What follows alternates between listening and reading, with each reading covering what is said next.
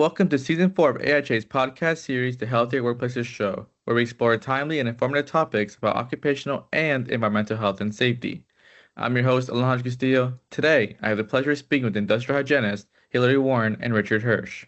Hilarie is the director of the OSHA Training Institute Education Center at Georgia Tech, where she oversees program management, business development, and curriculum delivery for safety and health short courses, including the OSHA Outreach Program, which administers the 10 and 30-hour OSHA credential. Hilarie spent 15 years as an industrial hygienist for the state OSHA consultation program, conducting on-site assessments for health, safety, and environmental hazards at construction sites and industrial facilities all around Georgia. Hilarie acted as the project director for pandemic influenza preparedness training for businesses, an OSHA Susan Harward grant awarded to the consultation program in 2007, and participated on the AIHA construction committee that published the Focus 4 for Health guidance document in 2021. Hilarie is a past president of the AIHA Georgia Local Section, as well as past chair of the AIHA Social Concerns Committee. Retired now, Richard was employed at Nectar Therapeutics as a senior director for environmental health and safety. Richard was responsible for global EHS program development, standards, training, technical assistance, API exposure assessments, and other EHS activities. Richard previously worked for Reuben Haas Company in the global EHS department for 20 years. Richard is an AIHA Fellow, past president of the AIHA Northern California Section, and past chair of the AIHA International Affairs Committee.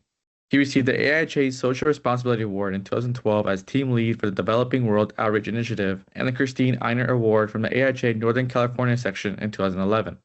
Hilarie and Richard were part of the team that wrote AIHA's new guidance document, Young Workers/Child Labor in the U.S. Today we're exploring how this white paper outlines the growing resurgence of child labor in the United States, documenting rising violations, weakened state protections, and significant injury and fatality risks, especially in agriculture, meat processing, and retail. Hilarie, Richard, thank you for joining us today. Glad to be here. Thanks for having us. Great. So let's start from the beginning. What was the catalyst that led the AIHA Teen Workplace Health and Safety Committee and the AIHA Social Concerns Committee to undertake this white paper? Well, I'll take that first question.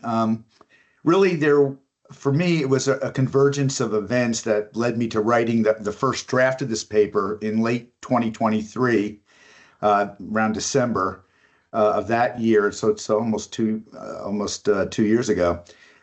First of all, I listened to PBS NewsHour every night and sometimes CNN, and there were several reports on child labor violations in meatpacking and poultry processing. There was an article about kids working night shifts and in hazardous conditions. There was also an expose in the New York Times on this issue. So that's really gave me my first insight into what's been going on. I also, at that time, I was on the California Industrial Hygiene Council board as a representative of for the California Partnership for Young Worker Health and Safety, which is led out here in California by the Labor Occupational Health Program. And we have, biannual meetings. And I found out about this organization called the Foundation for Government Accountability, which I'll talk about later, out of Florida, that had been drafting model legislation to relax state child labor laws. And also at that time, around the same period, there were a few young worker fatalities in California. One teen was working at an auto repair shop doing work he was not trained to do, in which he got crushed by a car because he wasn't supporting the car correctly with the jack. And it was a real tragedy. I think it was around 15 years old. And also, I have been working with the AIHA Teen Workplace Health and Safety Committee. And we've been working to try to get curricula, the Safety Matters curricula into high schools to teach that curricula on employee rights and employer responsibilities, or the NIOSH talking safety curricula similarly. Mm-hmm. And I had some success in California in getting some volunteers to teach those classes in some of the high schools here in Northern California.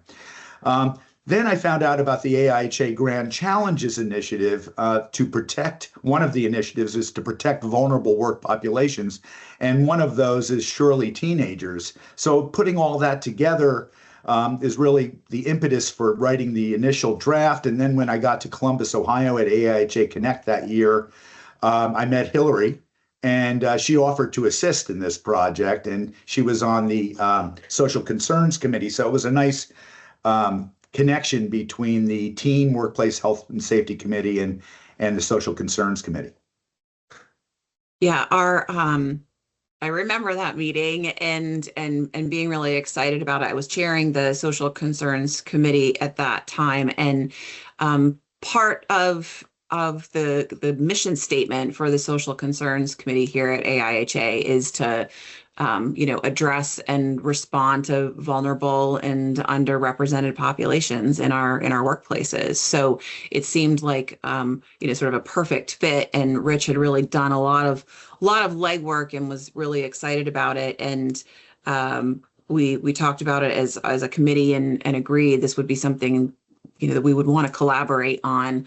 And I've at Georgia Tech, where I've worked for 20 years, a number of years ago, we received a Susan Harwood grant from OSHA to develop worker safety training specifically for youth.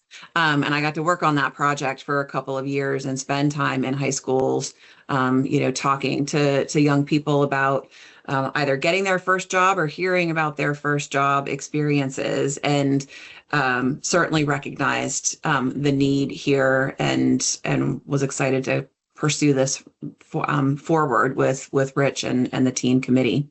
Since 2018, the U.S. Department of Labor reported a 69% increase in children being employed illegally by companies. How do you explain the disconnect between existing federal protections and the growing number of violations? There's, as our paper, I think, does a good job of trying to tease apart, this is a really complex spider web of federal and state regulations, and they're incredibly difficult to navigate.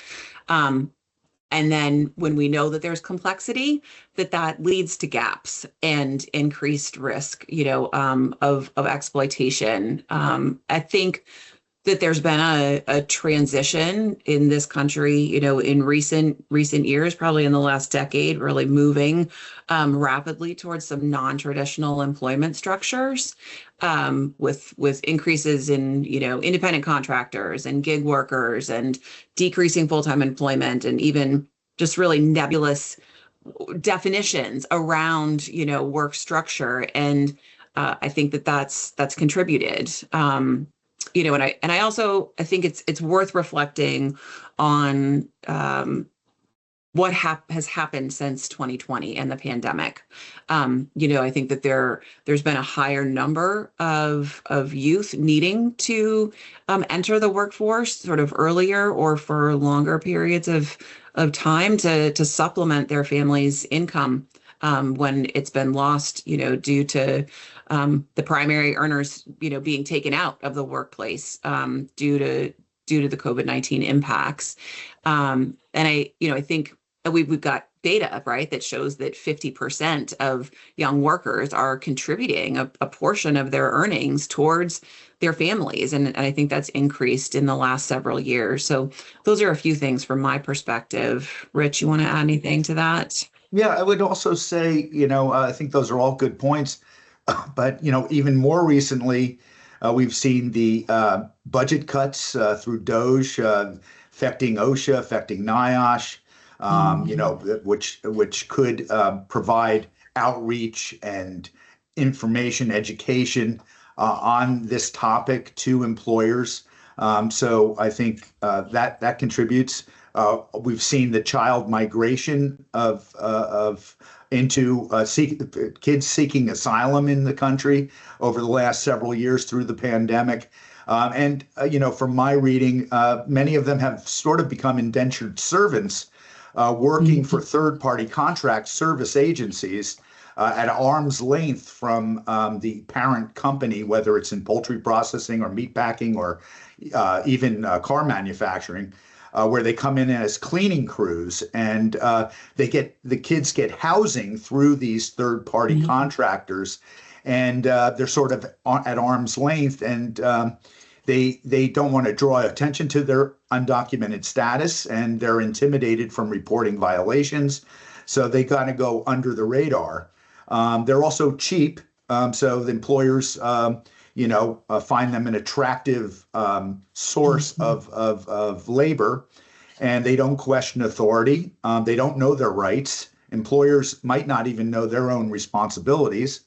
And then there's also gaps in work permit processes to make sure kids are of legal age to do certain jobs. And those are gaps, I think, in the school systems as well. And then in the paper, we write about the agricultural loopholes and exemptions from some of the Federal Labor Standards Act. And so that's also a problem. And then, finally, the relaxation of some of these child labor laws that has been going on for a few years now in various states around the country. Now, to what extent is the rise connected to immigration system gaps or labor shortages? I mean, it's certainly connected, but it's hard to say to what extent, because the data available is pretty piecemealed, right? And it's incomplete. There's not one specific reporting source. It is clear that a number of states and state legislative efforts to loosen child protections is due to the pressure to fill tight labor markets. The Florida legislation that was proposed in early 2025 to eliminate hour and time of day restrictions for 16 and 17-year-olds during the school year, right? During school year, school day, not just during summer months, for example. And then also to further reduce limitations for even 14 and 15-year-olds during the school year. That was specific to fill a shrunken labor pool that was resulting from Florida's really strong anti-immigrant policies. This type of proposed rollback, it leads young people to, a really difficult choice. They might be working to help their families make ends meet, and now they've got a dilemma, right? Do they stay in school but potentially lose this job that they have if a boss schedules them for work hours with no restrictions? Or do they take the hours but then suffer academically, in their schoolwork? And so it's an incredibly uneven power dynamic that's been put in play. So what role can schools play in ensuring workplace readiness and safety awareness among young people? So I think there's a number of items that are being done, but maybe not consistently everywhere, right? And an approach that I think we suggest in the paper is that schools could find ways to better integrate workplace safety education into their curriculum to educate youth about hazard awareness early on, right? Like we can start in second grade. I've gone and talked to second graders about how to identify different hazards, right? But as students move closer to employment age, information about their rights and employer responsibilities and how to report a safety concern, I think could be added. No, nothing's got to be recreated. There's a lot of really excellent free curricula that's already out there. I think Rich mentioned even early on that the AIHA Safety Matters curriculum, the NIOSH Youth at Work, Talking Safety materials are out there, have been really well received. OSHA's website has things specific for youth, for educators, for the youth themselves, for parents to take a look at. That's at osha.gov/young-workers.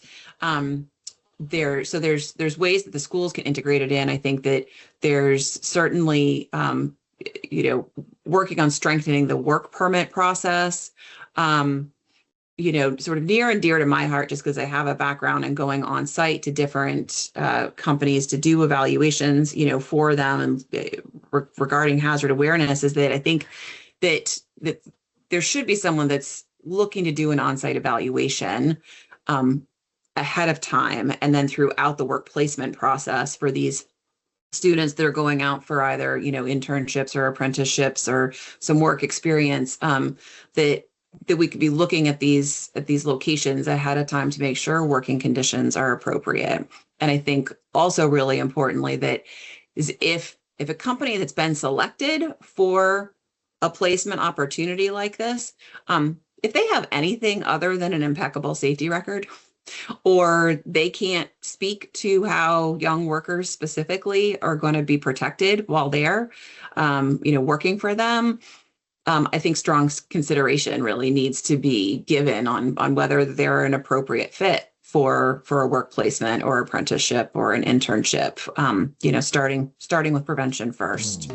Renew your AIHA individual e-learning subscription by December 31st to save $49 and unlock 24 hours of live and on-demand webinars for 2026. Scan the QR code to learn more. The white paper notes that agriculture accounts for more young deaths than any other industry. Why is that?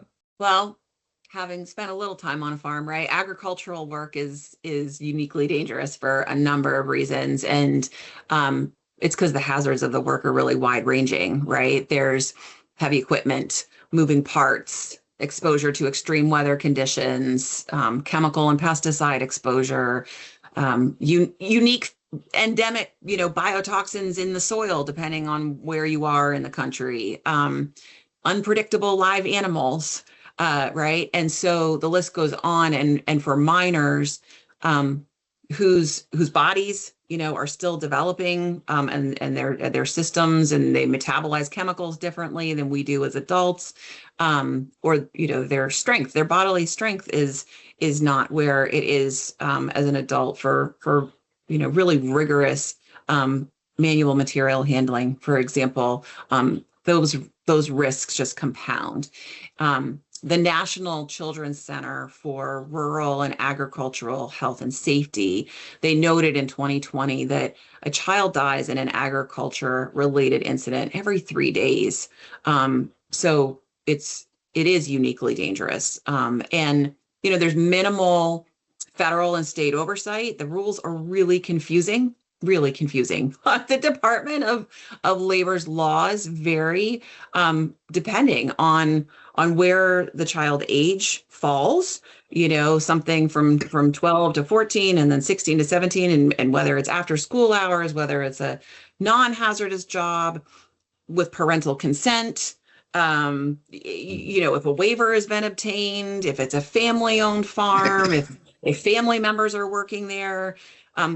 It's a lot to sort out and keep track of, which I think again leads to it being inherently really dangerous for this group of young people. Family-owned farms where only family members are working, regardless of age, they're exempted from an OSHA OSHA coverage, which means both the rules and then the enforcement of those rules, because family members aren't considered employees. And then if you're a small farm, have employing not family members, but just less than 10 people, period, that farm is also exempted from OSHA coverage, and OSHA would not inspect, even if there was an accident. So those are just a couple of the things that I think make agricultural really high on the list for concern when it comes to young people and their work there. Anything else to add? I would add a couple things. You covered most of it, but I would also say, again, with the undocumented workers on farms, they might not actually be counted in the less than 10 non-family members or non-farm family employees if they're undocumented, because they're sort of under the radar again. And so they might have more than 10 non-farm family employees, but they just don't get counted. So I think that's another loophole that's probably there. The other things I would say, Hilarie alluded to, but some of these kids can operate tractors. Their falls, we noted in the paper, is the major source of of injury and fatalities in agriculture, falling in silos, harvesting fruit in trees, that type of work. And then, some of the other stressors, kids are not allowed to handle class 1 or class 2 pesticides, but there's pesticide drift, and there could be working in the fields where those pesticides are being used. So they might not handle them directly, but they could be exposed. Same thing with heat stress. The kids can't protect themselves from heat stress the way an adult can, and other stressors, as Hilarie had alluded to. Same thing with exposure limits. They don't apply to children. Personal protective equipment is usually not made for children, in their sizes. So all of those things compound to make it a uniquely dangerous job in agriculture. I just think in general, the public's pretty out of touch with how food arrives, onto the plate, whether it's something you're preparing yourself at home or in the restaurant or getting at the grocery store. I don't think that most of us know. I didn't know, until we were really digging into the research for this paper, that there's almost 500,000 child farm workers, and that's defined as under 17 years old, involved with food and crop production, in this country. And that's staggering to me. But I also know for these family farms, especially, they've got a really deep rooted history and a family legacy, and proud family legacy, right? And it's just how it's always been. So I think it's even, on that side as well, just sort of not knowing anything different necessarily, and it's hard to imagine it being something different. I would just add, I think, Hilarie again alluded to this. There's a lot of legal ambiguity of whether the farm is exempted from the labor law itself or just exempted from enforcement of the labor laws. So that's a big source of confusion. The reporting of injuries and illnesses on farms is weak at best. As I said before, there's a large undocumented workforce, so it goes unreported many times. And also the other fact that is very troubling is about 20% of all the farming fatalities that occur in this country involve child farm workers. That's a devastating fact. Wow. Now, 31 states have introduced bills to weaken child labor laws since 2021. Why do you think these rollbacks are spreading so rapidly? I think there has been a well-organized, concerted effort by certain groups. There's a conservative group I mentioned earlier called the Foundation for Government Accountability out of Florida that has created model legislation that they have disseminated to receptive legislators in various states to relax child labor laws around the country. And, we mentioned before the labor shortages and cheap labor due to undocumented migrant workers that exacerbate the situation. I think those are all, dynamic reasons why these rollbacks have been spreading.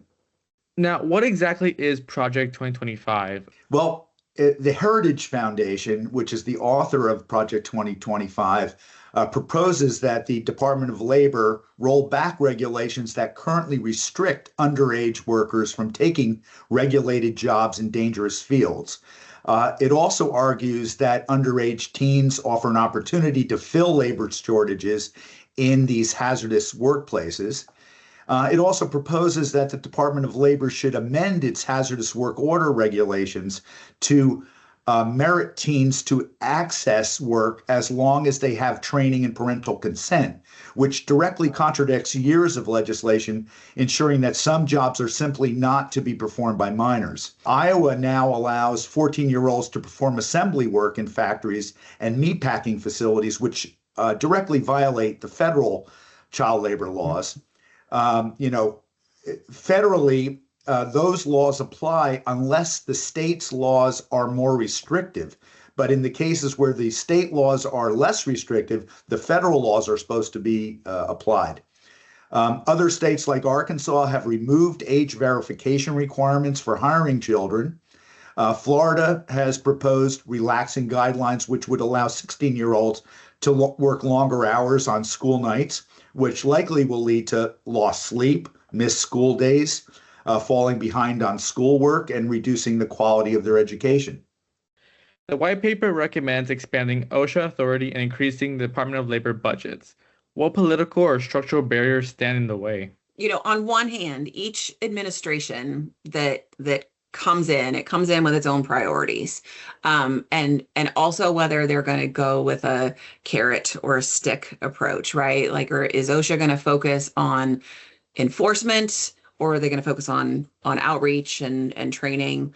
And that pendulum swing that can happen, it can happen every 4 years, right? Like, that can be a barrier for both businesses and those that are focused, I think, on outreach and training, because it often dampens momentum just after progress has potentially been made, right? So the other thing is that OSHA is an agency with a limited budget and personnel, and it has to remain adaptable to respond to the unexpected as well, like whether there's an emerging hazard or an incident that needs focused resources. So I'm thinking of like when the sugar refinery exploded in Georgia in 2008 because of combustible dust, or hazardous cleanup after a hurricane like Katrina, or the COVID-19 pandemic, right? Like that took resources that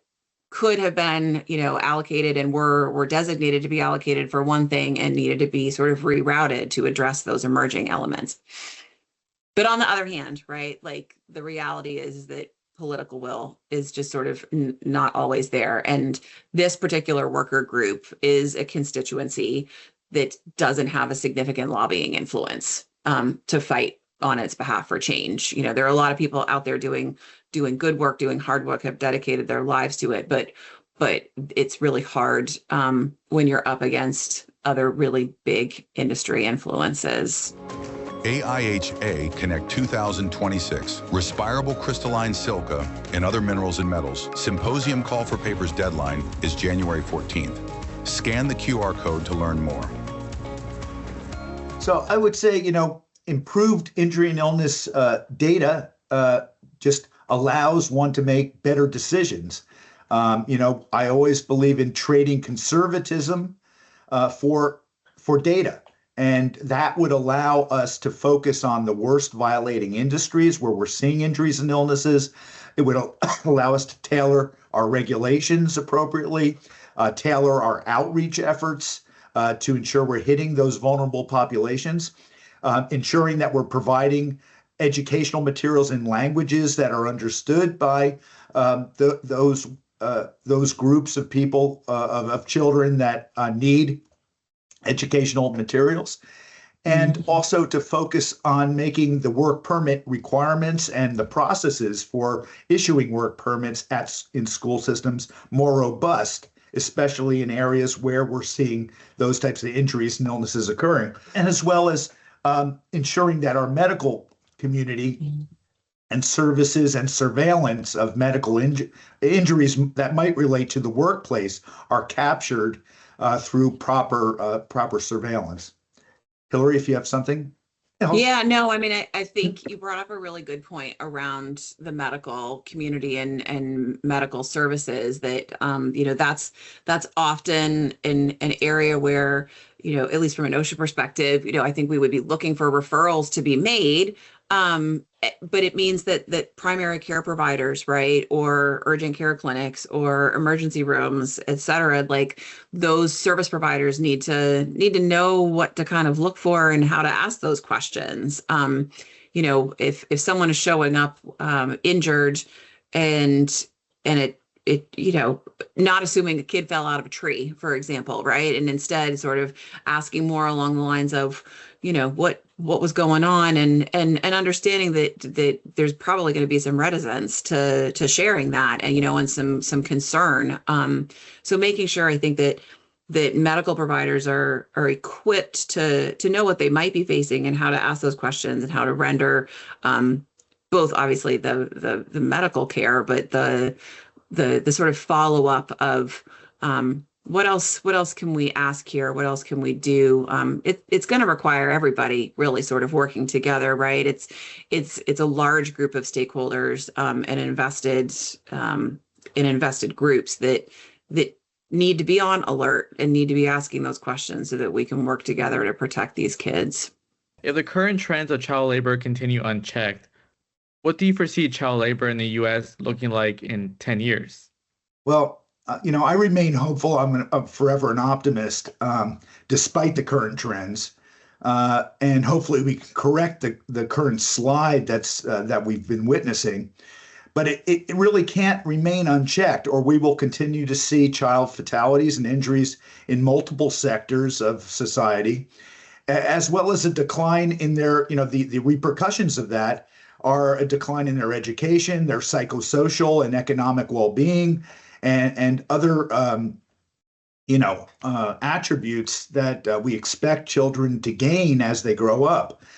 So I think we need to strengthen our regulations and enforcement, and also specifically remove these farm loopholes that we wrote about.